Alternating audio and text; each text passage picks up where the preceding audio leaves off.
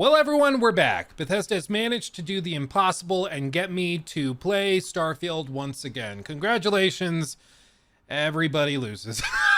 You see, Bethesda Game Studios just announced a major update to Starfield, the biggest one they've done since the game launched last year. And this update promises to bring all sorts of stuff, such as new city maps and things like that to actually enhance the experience when you're navigating planet surfaces and stuff. They're also, as they announced, adding all sorts of different modular parts for shipbuilding. They're going to tweak some other things for New Game Plus, making it so that you can reassign your perks and redesign your character and stuff, which is super, super useful. They also announced that they are aiming to add a performance mode to consoles. So if you were looking to play this on your Xbox Series X, it looks like you'll be able to do 60 frames, right? Right? Well, as always, the answer is in the fine print. And in this case, if you look at the fine print, it's revealing. Namely, they specify if you don't have a variable refresh rate display, screen tearing will occur when selecting 60 FPS or above as your preferred frame rate target, which means if you select performance over quality and then target 60 frames above that, as you can see them toggle it to, you will straight up get screen tearing unless you have a VRR compatible display, which I'm guessing a lot less people have than will be trying this. That was a clunky way of saying it. Basically, it sounds like it's a performance mode where you'll flip the switch and it'll do 60 frames. That is not what this is. It's basically just a VRR mode that aims for 60. And that's why they have in big letters down here, performance setting is intended for variable refresh rate displays. That's what it's meant for. If you don't have that, if you're playing this on an older display, an older TV or monitor that doesn't have it, you will not get the benefits of this. It will be something you'll need to turn off because the screen tearing will be so bad. So I just want to be very clear with that. I've already seen some like BGS and Starfield stands talking about how they did it. They added performance mode. It's not really what this is. This is a VRR mode that's targeting 60 frames, but likely won't achieve it. And if it does achieve it, you still have to have a very particular type of display to see it. Beyond that, they also showed this where you're going to be able to have conversations with people and turn off the dialogue camera, which is different. I mean, basically you'll be able to have conversations and you won't have to look at the weird like front on conversation camera that's like straight out of Oblivion. You won't have to do that, which could be nice. I don't know. And then they showed this majestic little clip here of a work in progress dune buggy that will come to the game at some point in the future. It stood out to me because, for one, it will hopefully improve one of the biggest problems with Starfield, which is navigation and exploration. But even this little thing they show, it has a boost bar, and it basically looks like it's a repurposed boost pack that has taken the shape and form of a dune buggy. So it uses the same mechanics as the boost packs or jet packs. It's just shooting you forward horizontally now. I don't know. I don't know if this is going to satisfy everybody. Even in this footage, which to be fair is work in progress footage. It could be much, much better by the time we see it. But even in this footage, it doesn't seem to be moving particularly quickly, and it seems to be yo-yoing pretty hard. So we'll see when that comes, but it seems like that might be a cool addition, but it might also be rough. Time will tell. But Luke, all this is great, but I thought the video title says you're going to try it. Well, guess what? Guess what? I am. You see, this update comes out on the 15th to all platforms. Officially, it's not out yet. However, it is available through the Steam beta program, which you can also opt in for. So if you play the game on PC, you can do that. And that's what I did earlier on stream. And that's the version of the game you see on screen right now. I have enabled beta access. So I downloaded the beta update. And as a result, if I hit M for map and then I go G for surface map, you can see there are actual city maps now. These are way better than what was here before. And if I actually use this to fast travel into the city, you can see we'll pop in here. And then if I go here, pull this open, it actually renders a readable map with objective markers and all sorts of stuff. Like it actually has a map now instead of the weird blue ocean of dots we had before. So props to Bethesda. They added maps to their game like over half a year later, but they still added them. So hooray. And when you go to a random planet surface, let's just go like over here and land in the craters. We'll pop over here, load screen, and then the game's gonna load in. And there we are. You can see, ooh, all sorts of cool stuff. So many points of interest. It's captivating and amazing. I pull up the map, I go to the surface map, and you can see it actually has a real map rendering from a bird's eye view showing you this area. Now, this is great to have. Honestly, I'm surprised it wasn't here since launch, but I think, honestly, I have sort of a conspiracy theory for why this wasn't here. And this is just me making stuff up, to be very clear. I don't have any like leaks confirming this or anything. This is just my personal speculation given what I see here. These are cool to have in cities. When you look at the game from this perspective, from this map perspective, when you're just freely exploring, I don't think it actually paints the game in a good light. I don't think it actually helps the game.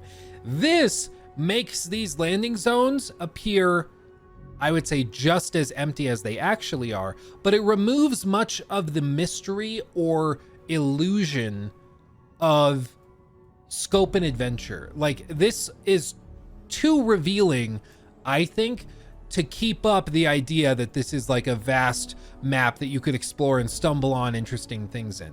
Like, there's one POI over here, which doesn't have an objective marker, so there's probably nothing there of note to find. But beyond that, there are these points, and that's it. And so there really is no reason to go explore this direction. There's no reason to look over here. There's no reason to look over here.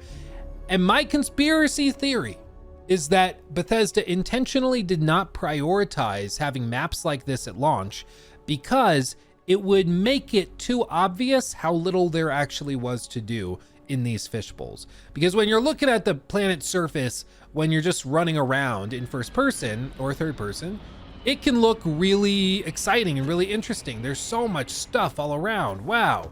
But when you look at it from the mini map perspective, or I guess main map perspective, you see just how not vast and epic this actually is to explore. Again, just my speculation, me making stuff up, but it would make sense why Bethesda seemingly didn't add this really obvious thing to their game.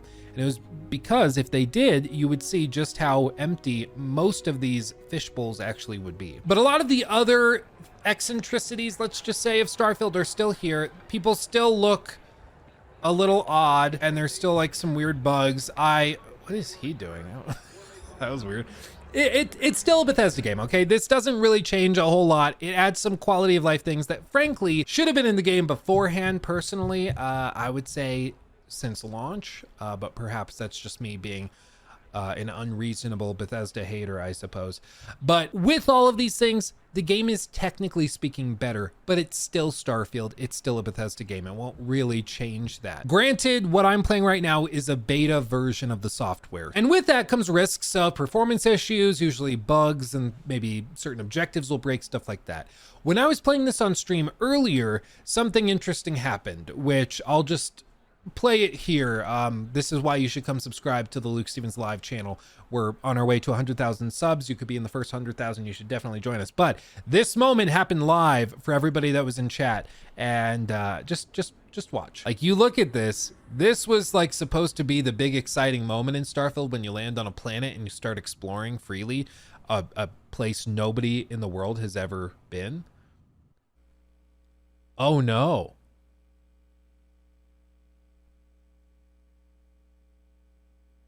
It just killed my computer.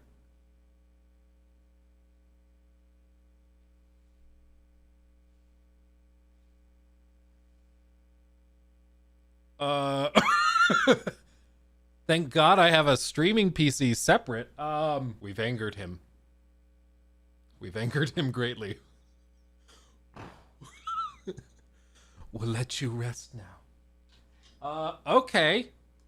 Well, that's something else. I'm not memeing here. I'll rotate the camera. Okay, look at this. Okay. Okay. Power button.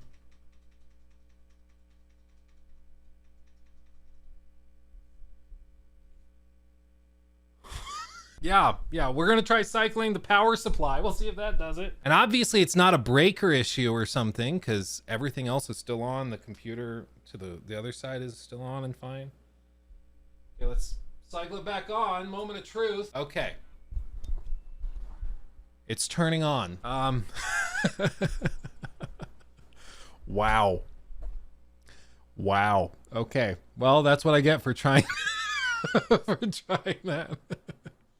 That's funny. I don't know what could have done that. I have it. So each of these computers goes into its own separate UPS, which is like an uninterrupted power supply. And it has like a battery backup. So when power goes out, it can still run until you can turn it off properly. And this thing is set to beep when it approaches like 90% utilization or load, which this thing has like a 1500 watt load. That I have under the desk that it's plugged into. And so it wasn't maxed out on power or anything. It just gave up. I've incurred Todd's wrath. Yeah. The minute he talked bad about Starfield, it crashed his PC. Kinda, dude. Should we try again? Yeah, let's try again. What's the worst that could happen? It breaks the computer? So yeah, it just like straight up like killed the PC. It had a stroke and everything. I actually tried to film this video once already, and it also caused another hard crash. And listen, like I understand it's beta software, but it was just a very quick reminder of why this is Bethesda. I mean, at the end of the day, it's still Starfield. It's still going to be buggy and kind of clunky. There were other bugs we ran into, like, you know, when the Adoring fan was just flying as I ran around a little encampment and stuff like that. So don't expect this to magically change the game. It's still going to be the same thing it always has been. That being said, let's try one of the other updates, which is in the settings, accessibility tab. And you see we have the option for dialogue camera. I'm going to turn that off. And now when I talk to people, it should get rid of that semi-cinematic, but not really cinematic camera. So let's go over here and have a conversation with somebody. Employee, no, it needs to be like a named character. Hold on. Okay, here we are. Hello, and welcome to Terra Brew.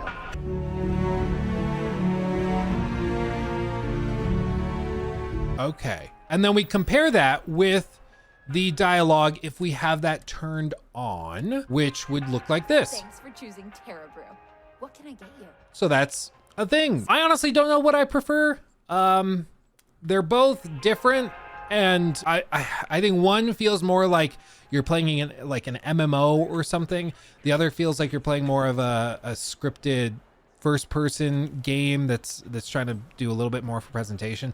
I still prefer the Fallout 4 way of doing things more with like the cinematic camera than this, but at least it's different. It's something. So listen, I'm sure it's only going to get better as time goes by, and they're going to continue to make improvements, and performance will be better, and all that will be great. They'll eventually add little dune buggies, which will help and speed up the time between points of interest and stuff, which is sorely needed.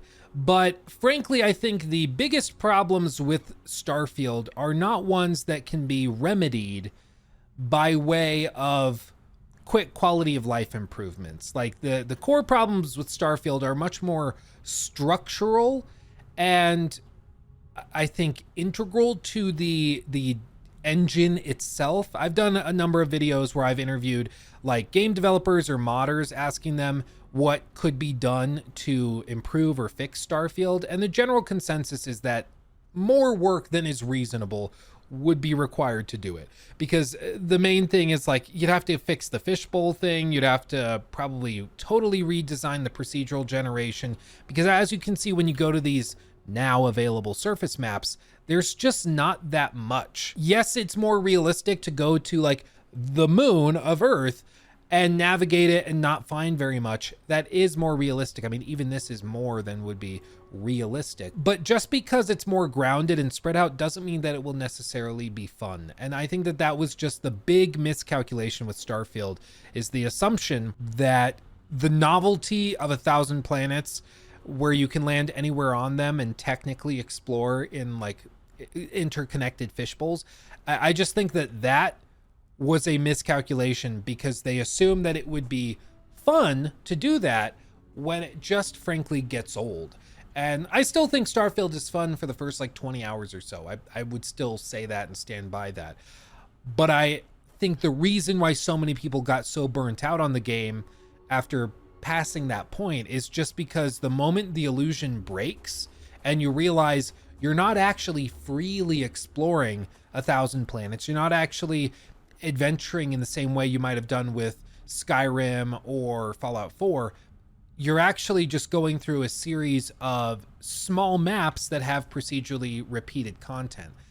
Once that happens, you can't really get the player back. They disconnect, they check out because the illusion's broken. And I don't know if any of these quality of life improvements will change it. Like, yes, city maps are great. Yeah, it's cool that we have that, and you can change some camera stuff. You can redesign your character for New Game Plus. That's cool. That's all awesome. I'm glad it's here now. I mean, better late than never, I suppose. But frankly, it doesn't change the game that Starfield is. What could is the Shattered Space DLC and expansion that's coming in this fall period that they announced, probably September, most likely. And that has the chance and opportunity to really blow a lot of people away. And I think that could reasonably win a lot of people over and pull a lot of us back if it's really, really good. But at this point, we just don't know anything about it. So it's up in the air. What I will say, and what I will defend Bethesda on, is that they have a pretty good track record. What was that? Oh, it took off. They have a pretty good track record when it comes to DLC. I think Far Harbor is fantastic in Fallout 4. I would even argue narratively it's way better than the base game. Nuka World is pretty fun as well. Very quirky as long as you're able to put up with like the supernatural stuff in Fallout. It's a little weird. People just start using magic and it's never really explained. It's a little odd, but you can still have a lot of fun with it.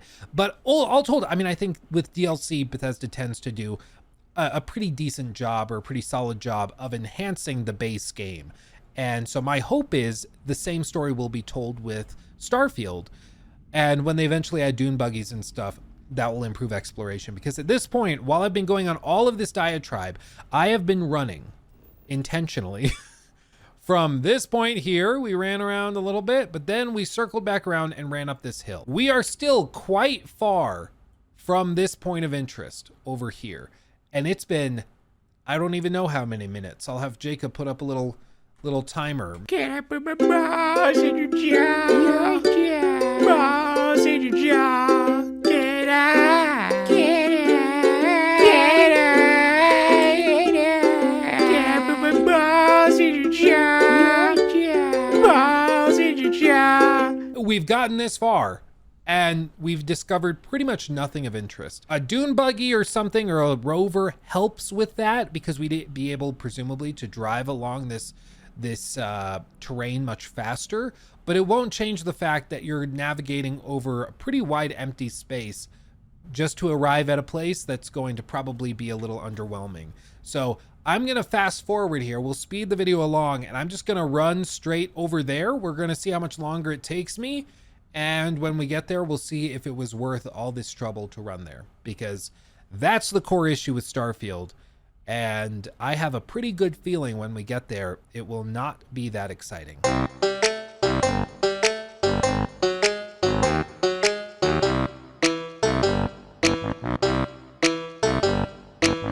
Okay, we are here at the fracking station. And I don't really see anything really jumping out. I'm looking. I'm trying to see. Maybe if we drop down, we'll see something more interesting. What if we go down in here? There's some sirens blaring. I bet there's going to be something in here, at least like an encounter or something. Storage box. Leather pocket, okay. Nope. Oh, and Starborn. Oh, wait. Or are these guys going to that ship that took off? Oh, I bet they are. Okay. So we traveled all that way. We get some level 30 Starborns from a ship that also landed nearby and then took off or glitched off or whatever it did. There's our adoring fan, desperately trying to catch up. You're doing great, buddy. But we come all this way and then we see those guys and we can try to take them down real quick. But like this is about the extent of these big encounters and big moments of adventuring. Is you run into 3 guys you fought about a dozen times before this point, but now you get to fight them here instead, which is different. And then we just shoot that booty. Okay, and then there's one more left. Oh, he's right next to me. Hello. Booyah. We did the thing. So allow me to be the guinea pig that plays these updates for you so you don't have to bother re-downloading a like 130 gig game or whatever Starfield is. We gave it a shot. We are rooting for it to make a comeback and to blow us all away. I'm still pretty hopeful for the DLC. I think Shattered Space could be really, really good and really cool and bring a lot of people back to the game or to the game for the first time. I know some people are thinking they might bring this to PlayStation as well. I'm not so sure about that. Oh, these don't have collision. Oh, bummer. But I'm not so sure about that. I'm not sold on that idea that they're going to be bringing it to PlayStation, but I guess time will tell. I guess let me hear your thoughts in the comment section below. Do you think they're bringing Starfield to PlayStation? Do you think that's going to be one of the big moves later this year, is they'll do Shattered Space and then bring it to PlayStation? I can't imagine they do, but there are good arguments to think that they might. That right there, look, we just found those things in a little box up here. Finding this box was the most exciting thing in this video. That should say a lot.